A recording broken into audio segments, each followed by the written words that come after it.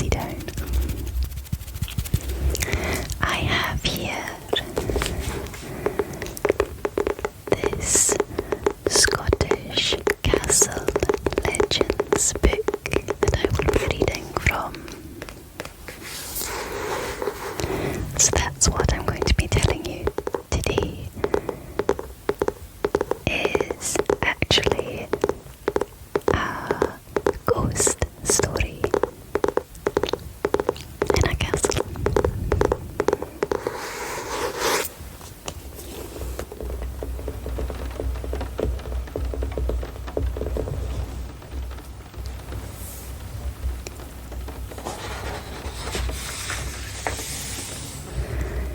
An illustrated treasury of Scottish castle legends.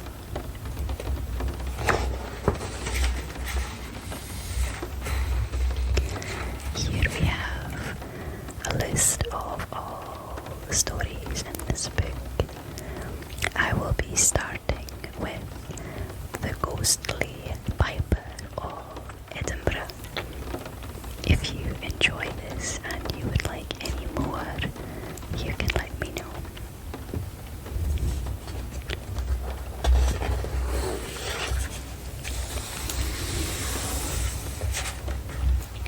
There have always been rumours of an ancient underground tunnel leading from Edinburgh Castle to Holyrood, Paris. In olden days, when Scotland was at war, this would have been a useful escape for the Queen or King when Edinburgh was attacked. But there are many passages under Edinburgh, and the root of this special secret one was lost. Legend tells us that a piper was sent down to find the way.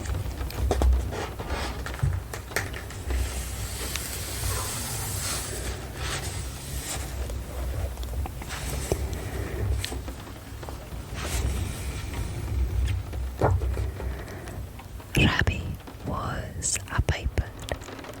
He could play the pipes before he could climb out of his cradle. He could play the pipes before he could say a sentence.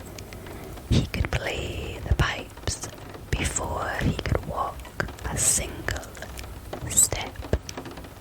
And so Rabbie grew up to be the best piper in the whole of Edinburgh.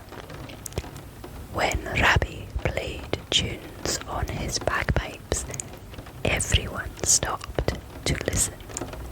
His music made them want to sing and dance and laugh with joy. The King of Scotland asked him to be Edinburgh's official piper and stand on the highest point of the castle rock to play. Every day, Rabbie blew his pipes so strongly that the soldiers guarding the castle, the people strolling on the Royal Mile, and the monarch in Holyrood Palace heard him. And in the other world across on Carlton Hill, the folk of fairyland heard him too.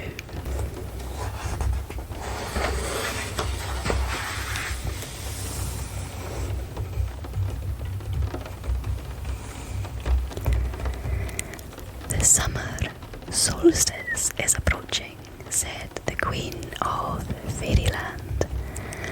Let us ask this piper to come and play for us then. And she sent a messenger to Rabbie with an invitation for him to join in their mid-summer merrymaking.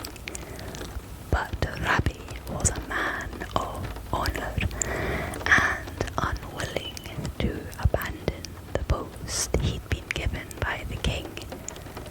Politely graciously, Rabbie declined the invitation of the Fairy Queen. The years rolled on and Rabbie got older. More and more he struggled to blow enough air into the bag to make his music. An afternoon came when, short of breath on his walk home, he thought sadly to himself that soon he'd have to hang up his pipes forever.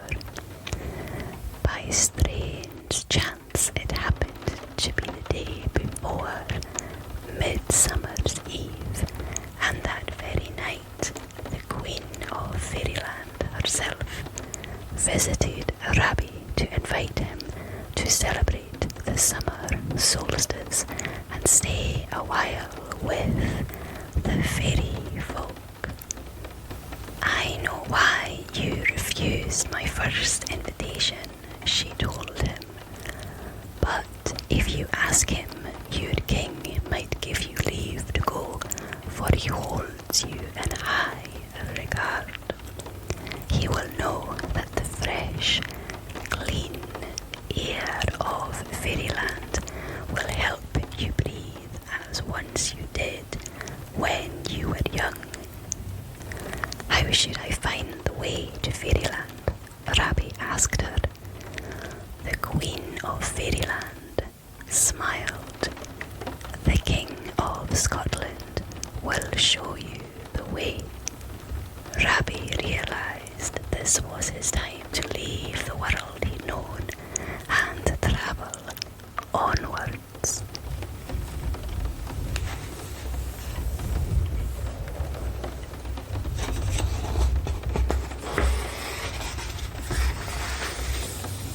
The next day he went to the king and told him everything the Queen of Fairyland had said.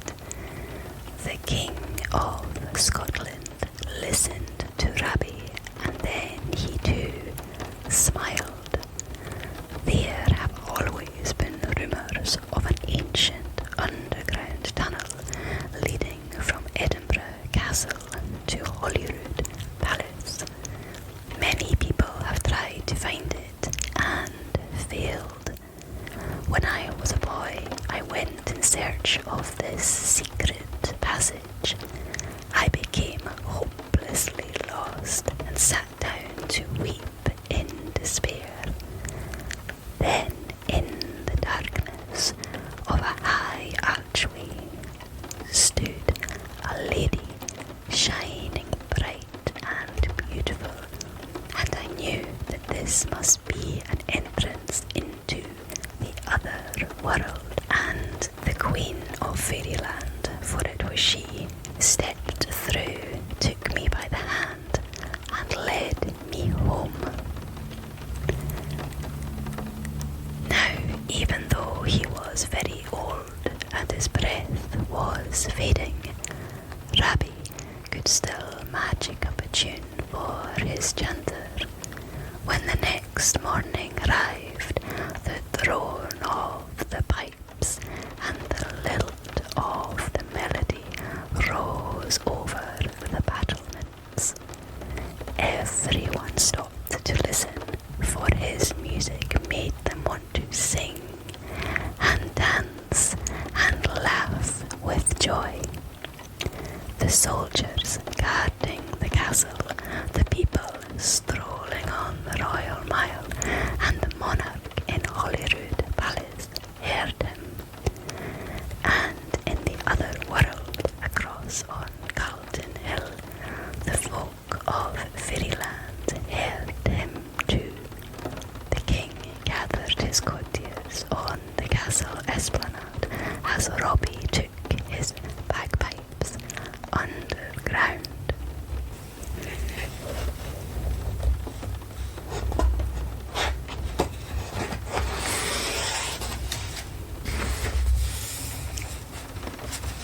At first, the king and courtiers could hear him playing distinctly.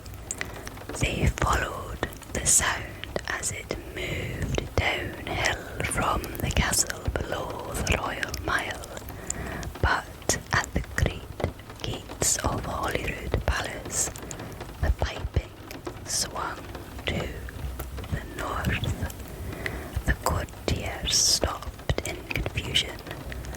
The King of Scotland said nothing, but looking towards Carlton Hill, he raised his hand in farewell. Slowly, slowly, the sound of the piping became quieter and quieter, and it faded away until there was only silence, and neither the piper nor his pipes were ever seen again. Nowadays, Edinburgh is very busy in the summertime. Soldiers guard the castle, people stroll on the Royal Mile, and the monarch is at Holyrood Palace. But when night falls and the moon rises over the sleeping city, all the streets are silent and all is calm in the castle, except around mid-summer.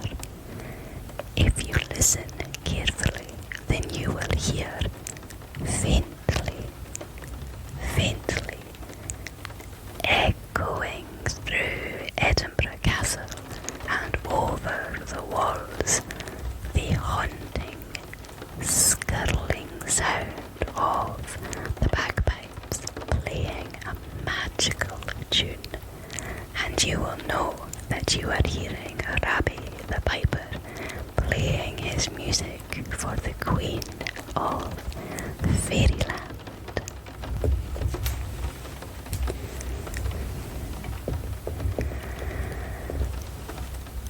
I hope you all enjoyed the story of Rabbie, the ghostly piper of Edinburgh Castle. If you enjoyed and would like any more, I would love to make this into a Scottish story